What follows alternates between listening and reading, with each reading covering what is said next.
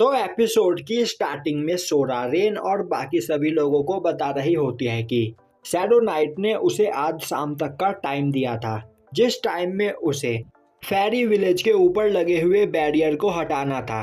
और अगर वह आज शाम तक इस बैरियर को नहीं हटाएगी तो वह शैडो नाइट रूना को मार देगा।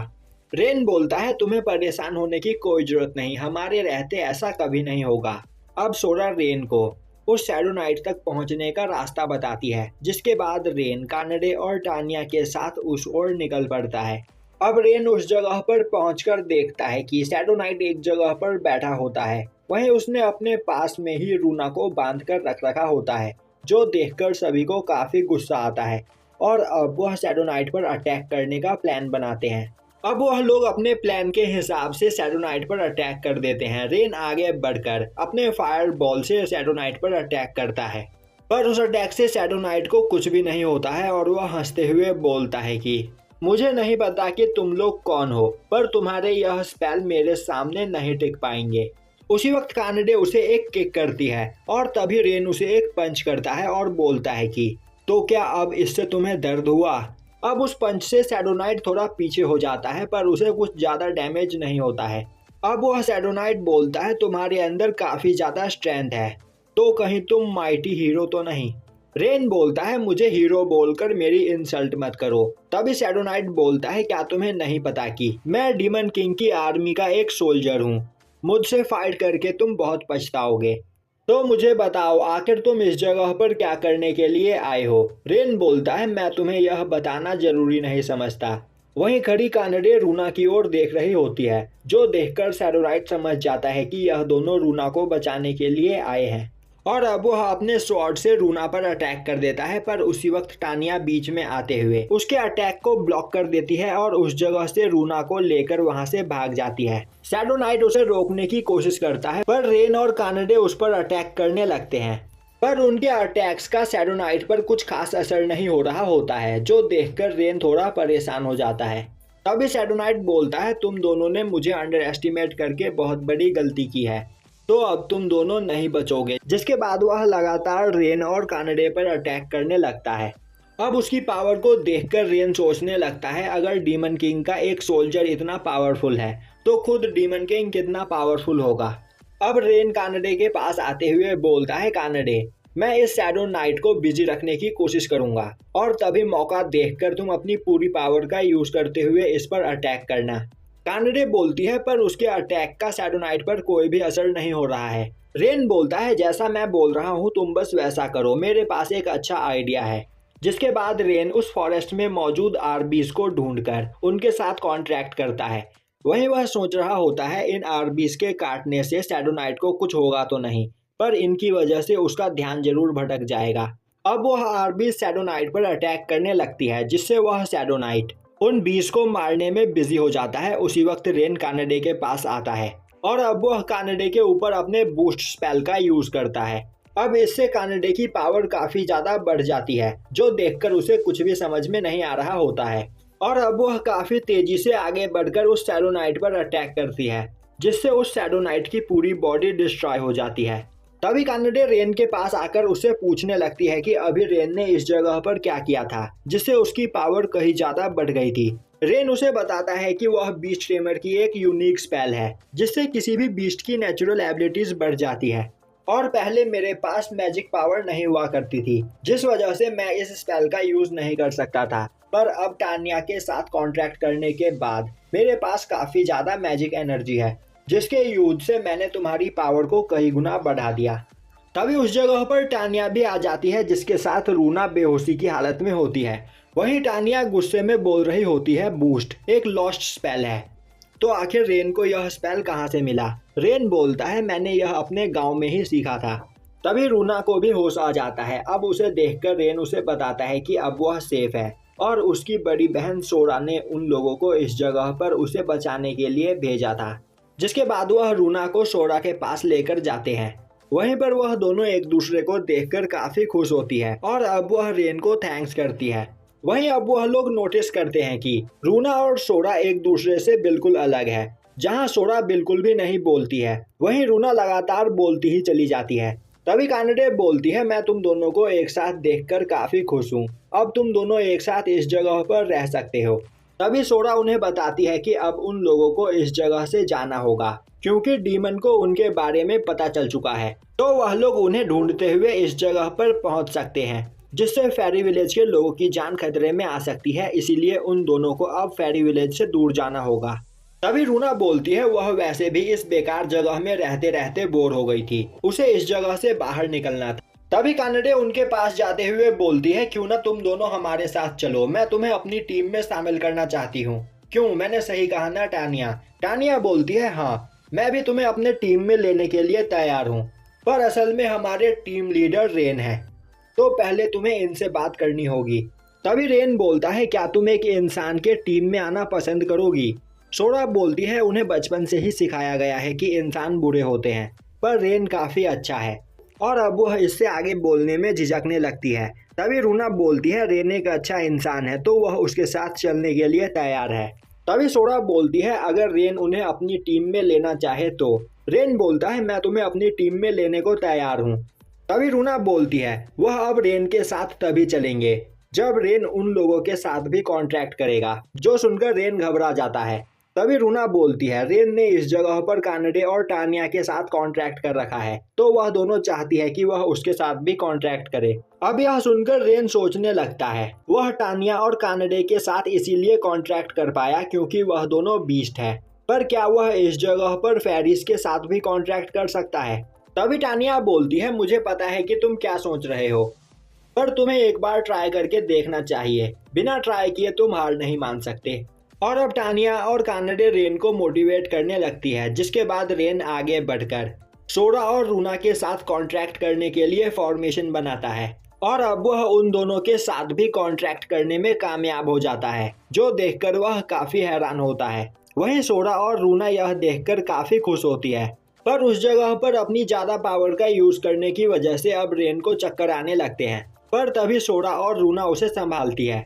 यह देखकर कानाडे और टानिया को काफी अजीब लग रहा होता है। अब हमें दिखाया जाता है कि रेन आरियोस के पास उसे शील्ड ऑफ ट्रूथ देने के लिए आया होता है। वहीं उसने कानाडे और बाकी सबको एक जगह पर रुकने के लिए कहा होता है। वहीं कानाडे ने सोरा और रूना को भी रेन की पूरी स्टोरी सुना दी होती है, जो सुनने के बाद रूना आरियोस को देखकर बोलती है, तो क्या यह वही लोग हैं जिनके साथ रेन पहले काम किया करता था? कानाडे हाँ में जवाब देती है। तभी रूना बोलती है, पर अगर इन लोगों ने रेन के साथ दोबारा कुछ बुरा करने की कोशिश की तो मैं इन्हें जिंदा नहीं छोड़ूंगी। कानाडे बोलती है, मैं तुम्हारे साथ हूँ। अब रेन उन लोगों को शील्ड ऑफ ट्रूथ देता है, जो देखकर वह सभी लोग हैरान होते हैं। रेन बोलता है, क्या हुआ? तभी आरियोस बोलता है, आज से 2 दिन पहले ही तुम इस शील्ड को ढूंढने के लिए गए थे और 2 दिन के अंदर ही तुम इस शील्ड को ले आए। मुझे इस बात पर यकीन नहीं, कहीं तुम इस जगह पर हमें धोखा देने की कोशिश तो नहीं कर रहे हो? रेन बोलता है, अगर तुम्हें लग रहा है कि यह कोई नकली शील्ड है तो तुम इसे चेक कर सकते हो। यह सुनते ही मीना उस शील्ड को चेक करने लगती है, पर वह रियल शील्ड होती है, जो देखकर वह सभी लोग काफी हैरान होते हैं, क्योंकि उस जंगल में 1 हफ्ते तक घूमने के बाद भी वह इस शील्ड को नहीं ढूंढ पाए थे। पर रेन ने इस शील्ड को 2 दिन के अंदर ही ढूंढ लिया। तभी आरियोस की नज़र सोरा और रूना पर पड़ती है और वह बोलता है कि आखिर तुम्हारे साथ यह बच्चे क्या कर रहे हैं? रेन बोलता है, तुम अपने काम से काम रखो। वहीं वह सोच रहा होता है कि सोरा और रूना ने अपनी मैजिकल पावर का यूज करते हुए अपने पंखों को गायब कर लिया है, पर अगर इनमें से किसी को भी पता चला कि यह फेरीज है तो इस जगह पर हंगामा हो जाएगा। अब रेन बोलता है, मैंने इस जगह पर अपना काम पूरा किया, तो तुम मुझे मेरे पैसे दे दो, जिसे लेकर मैं यहाँ से जा सकूं।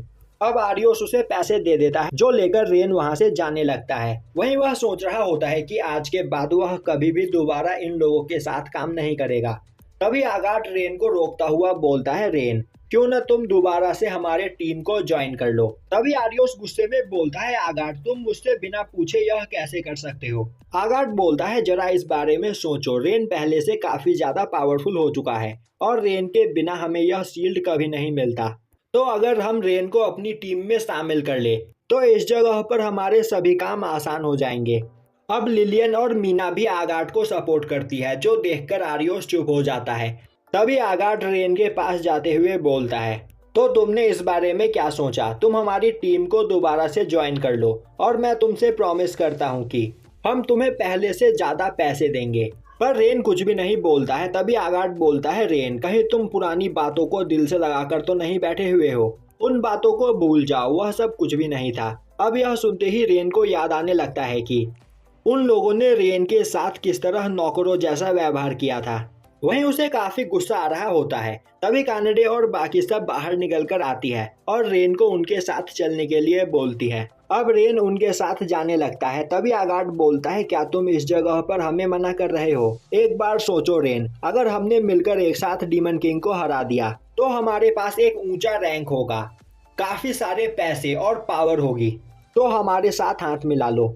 रेन बोलता है, मुझे इन सब चीजों की कोई जरूरत नहीं। मुझे कभी भी यह चीजें नहीं चाहिए थी और अभी जो मेरे पास है मैं उसमें खुश हूँ। अब रेन के उस जगह से जाते ही आगाट, लिलियन और मीना लगातार रेन की बेइज्जती करने लगती है। वहीं बैठा आरियोस कुछ सोच रहा होता है। अब वह तीनों उस जगह से चले जाते हैं। वहीं बैठा आरियोस बोल रहा होता है, अभी तक वह नहीं गया है। रेन के साथ फाइट में लगी चोट का दर्द और उस बेइज्जती का एहसास मैं अभी भी फील कर सकता हूँ। मैं एक माइटी हीरो हूँ और इस जगह पर एक ट्रैश पर्सन ने मेरी बेइज्जती की। मुझे यह मंजूर नहीं। अब रेन को मेरे हाथों से कोई नहीं बचा सकता है। मैं उसे जिंदा नहीं छोड़ूंगा। दूसरी ओर हमें दिखाया जाता है कि रेन एक जगह पर बैठा सभी को डीमन किंग की कहानी सुना रहा होता है और वह बोलता है कि एशियंट टाइम में डीमन किंग का इस पूरे वर्ल्ड पर कंट्रोल था। डीमन किंग के पास पावर थी कि वह लोगों को अपना गुलाम बना सकता था और वह जितने लोगों को अपना गुलाम बनाता उसकी पावर उतनी ही ज्यादा बढ़ती चली जाती। पर फिर इस जगह पर गॉड्स ने हीरो को भेजा और हीरो के पास गॉड्स का ब्लड था, जिस वजह से उसके अंदर कुछ स्पेशल पावर थी। और फिर हीरो ने डीमन किंग को हराकर उसके कैद के सभी लोगों को आजाद करवाया। उस हीरो के अंदर गॉड का ब्लड था, जिस ब्लड की पावर की वजह से हीरो लगातार ट्रेनिंग करके अपनी पावर को बढ़ा सकता था। उसकी कोई भी लिमिट नहीं थी और उस पावर का यूज करके वह काफी आसानी से डीमन किंग को हरा देता। हीरो हम सभी से अलग है। उसके पास डिवाइन ग्रोथ है, जिसके यूज से उसकी स्ट्रेंथ इंक्रीज होती ही चली जाती है। और जब पहले हीरो ने डीमन किंग को हराया, उसके कुछ सालों के बाद एक दूसरा डीमन किंग उस जगह पर आया, पर उसे हराने के लिए गॉड्स ने कोई नया हीरो नहीं भेजा और उस डीमन किंग को हराया पहले हीरो के बेटे ने, क्योंकि उसकी बॉडी के अंदर भी वही पावर्स थी और लगातार यह पावर हर एक जनरेशन के पास आती चली गई। इसी वजह से हीरोज नॉर्मल लोगों से ज्यादा पावरफुल होते हैं। तभी कानडे बोलती है, पर आरियोस तो काफी कमजोर है। रेन बोलता है, उसे बस थोड़ी ट्रेनिंग की जरूरत है, जिसके बाद वह भी काफी पावरफुल बन जाएगा और वह हीरोज के जनरेशन से आता है, तो वही इस जगह पर डीमन किंग को हराएगा।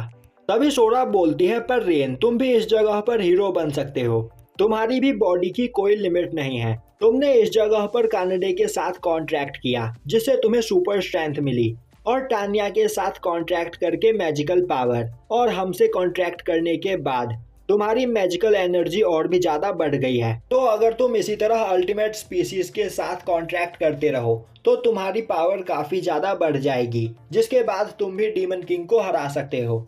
यह सुनते ही कानडे बोलती है, तुमने बिल्कुल सही कहा। अगर रेन इस जगह पर मौजूद सभी स्पीसीज के साथ कॉन्ट्रैक्ट कर ले तो वह आज तक के सबसे पावरफुल हीरो से भी ज्यादा पावरफुल बन जाएगा, जिसके बाद वह काफी आसानी से डीमन किंग को हरा सकता है।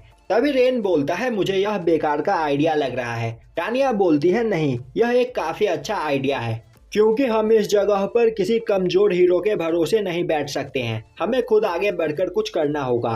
पर रेन यह नहीं करना चाहता था। तभी कानडे उससे पूछती है, रेन क्या तुम इस जगह पर डीमन किंग से फाइट नहीं करना चाहते हो? अब यह सुनकर रेन सोचने लगता है, स्टार्टिंग से ही मेरा एक ही सपना था कि मैं नॉर्मल लाइफ जीऊं, पर फिर मैं कानडे से मिला, जिसके बाद मेरी पावर लगातार बढ़ती ही चली गई और अब मैं पहले से काफी ज्यादा पावरफुल बन चुका हूँ। तो क्या मुझे यह करना चाहिए? तभी वह सभी से बोलता है, डीमन किंग से लड़ना कोई आसान काम नहीं। वह हमारे किसी भी प्रीवियस मिशन जैसा नहीं होगा। इसमें काफी खतरा है और हमारी एक गलती से यह पूरी दुनिया डिस्ट्रॉय हो सकती है। तो क्या तुम लोग सच में यह करना चाहते हो? अब यह सुनते ही सभी लोग हमें जवाब देते हैं, जिसके बाद रेन सोचने लगता है, अब मुझे सबसे ज्यादा पावरफुल बनना होगा, तो अब मुझे आगे क्या करना चाहिए? तो अब टाइम आ गया है यह चुनने का कि मुझे किस रास्ते पर जाना है। दूसरी ओर आरियोस बदले की आग में जल रहा होता है और यहीं पर यह एपिसोड खत्म हो जाता है।